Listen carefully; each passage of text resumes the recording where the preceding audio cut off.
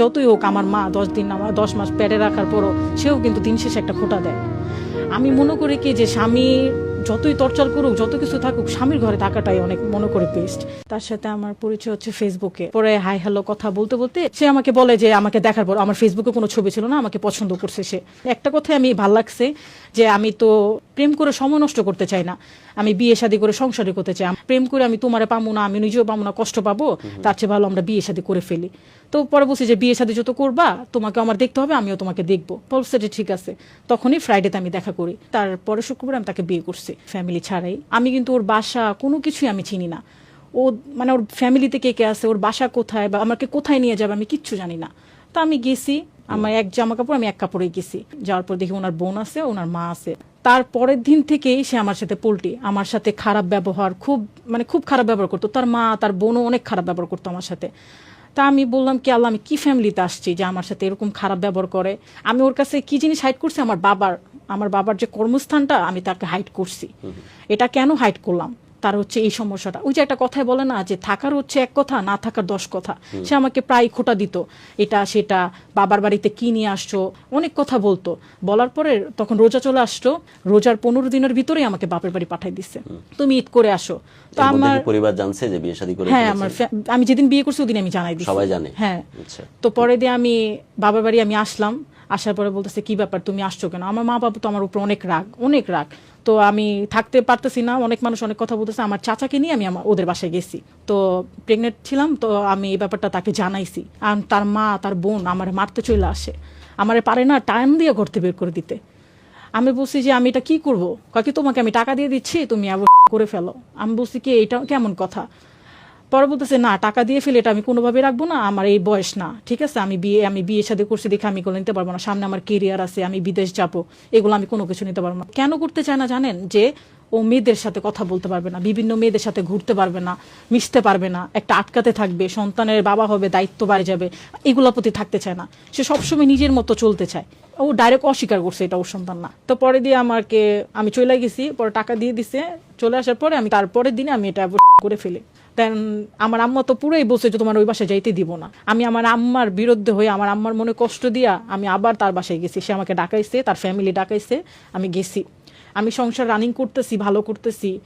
আমাকে মানে কি বলবো, যতদিন আমি তার সাথে সংসার করছি আমার মনে হয় গরুর মতো পিঠাইছে। তো বেল দিয়ে পিঠাইতো, দেন হচ্ছে ঝাড়ু দিয়ে বাড়ি দিত।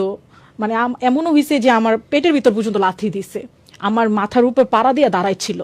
মানে এক কথায় দুই কথা, মানে সে একটু কেমন টাইপের, প্যান টাইপের, সব সময় মানে কথা বলতেই থাকতো সব বিষয় নিয়ে। মানে কি বলবো যে একটু 19 থেকে 20 হলে সে আমাকে মারতো, খুব খারাপ ভাবে মারতো। আমার হাত টাত পুরো ফাটাই ফেলতো। সে আমাকে বলতো কি তুমি আমার বাসার কাজের মেয়ে, কাজ করবা, 3 বেলা ভাত খাবা। আমি গোসল করতে গেলে এত লেট কেন হয় এটা নিয়ে সে আমাকে মারবে। ওর বোন টোন কিচ্ছু কখনোই বলতো না ওদেরকে, একটা শাসনও করতো না। সে আমাকে প্রতিদিন, বিশ্বাস করবেন না গো, প্রতিদিন রাত্রে সে আমাকে কানের কাছে বলতো তোমার প্রতি আমার কোনো ফিলিংসই আসে না, টানই আসে না, তোমার পরে তোমার ভালোই লাগে না। আমি একটা সুন্দরী মেয়ে বিয়ে করবো, যত সুন্দরী মেয়ে দেখলেই আমার টান আসে। তুমি কেন এখানে পড়ে আসো, কেন এখানে থাকতেছো, সারাদিন কাজ করতে, কাজের মেয়ে হিসাবে থাকতে কি ভাল লাগে তোমার? তুমি এখান থেকে চলে যাও, আমি তোমার থেকে মুক্তি চাই। সে আমাকে ছাড়তেও চায় না, বলে কি আমি কাবিনের টাকা দিতে পারবো না, তাই আমি ছাড়তে পারবো না, তুমি এভাবে চুইলা থাকবা, তুমি যদি কোথাও বিয়ে শাদী করো আমি তোমাকে মামলা দিয়ে দিব। কাবিনে কত টাকা? 1 লাখ টাকা। পর আমি নিজে সবকিছু সহ্য করে চিন্তা ভাবনা কইরা যে ঠিক আছে আমি চলে যাব। তা এটা বললা আমি চলে আসছি। রাস্তার ভিতরে আমি তাকে নাকফুল খুলে দিয়ে দিছি, ওর বোন আমাকে একটা নাকফুল দিছে, এটা আমি ওকে দিয়ে দিছি। ও নিয়ে সুন্দর করে চলে গেল। আমি আমার বাপের বাড়ি চলে আসলাম। ওর বাসায় যেয়ে বলে কি যে আরো আইবো না, নিজের ইচ্ছায় চলে গেছে। ও আমাকে ওর ফ্যামিলি খাতে এত খারাপ প্রেজেন্ট করতো। আমি সবসময় জানতাম কি যে বউ কখন অন্যায় করলে, শাশুড়ির সাথে না মিলতে পারলে তাহলে হাজবেন্ড কি করে আগলায় রাখে যে থাক আম্মা দোষ হয়ে গেছে বল, কিন্তু ওই এখানে খারাপটা আমাকে প্রেজেন্ট করে সবসময়। এখন বর্তমানে আমি 4 মাস ধরে আমার বাবার বাড়িতে আসি। ওইখানে সংসার আমি প্রায় 3 মাসের মতো করছি, মানে যাওয়া আসা হ্যাঁ যাওয়া আসা করে। আর কোনোভাবেই টিকতে পারলেন না?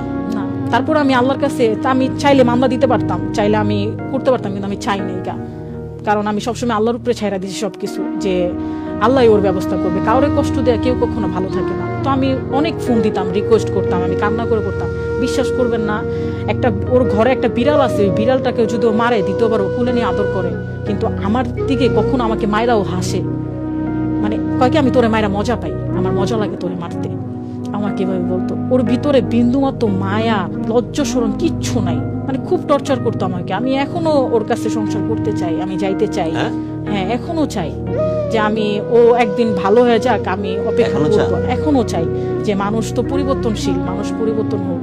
আমি চাই না যে আমি মেয়ে হয়ে, আমার ফ্যামিলি তো অনেক কথা বলে, যতই হোক আমার মা 10 মাস পেটে রাখার পরও সেও কিন্তু দিন শেষে একটা খোঁটা দেয়। আমি মনে করি কি যে স্বামী যতই টর্চার করুক, যত কিছু থাকুক, স্বামীর ঘরে থাকাটাই অনেক মনে করি বেস্ট। আমি ডিভোর্সই কখনোই শুনতে চাচ্ছি না। আমার এই জিনিসটা, আমি প্রতিদিন রাতে আমার খুব দম বন্ধ হয়ে কান্না আসে যে আমি ডিভোর্স, এই জিনিসটা আমি মানতেই পারতেছি না যে আমার জীবনে ডিভোর্স হবে বা আমি দ্বিতীয় কোনো বিয়ে করবো, এরকম কোনো চিন্তাই আমার নাই মাথায়। সে আমাকে বলে কি আমি তার জন্য পড়ে আছি 1 লাখ টাকার জন্য। 1 লাখ টাকাতে আমি কতদিন চলতে পারবো? হাইস্ট গেলে 1 মাস 1.5 মাস, আমার জীবনটাই তো শেষ। আমি চাই দিন শেষে অপেক্ষায় থাকবো সে ভালো হোক, এটাই আমি চাই। এখন আমার মতো মেয়ে যদি সংসার না করতে পারে, তাহলে কোনো মেয়ে পারবে না আমার সাথে সংসার করতে। এর জন্য ওয়েট করবেন যে 2-4টা আর একটু ধরা খাক, তারপর একসময় আপনার কাছে ফিরে আসবে, তখন তাকে গ্রহণ করবেন। করবো।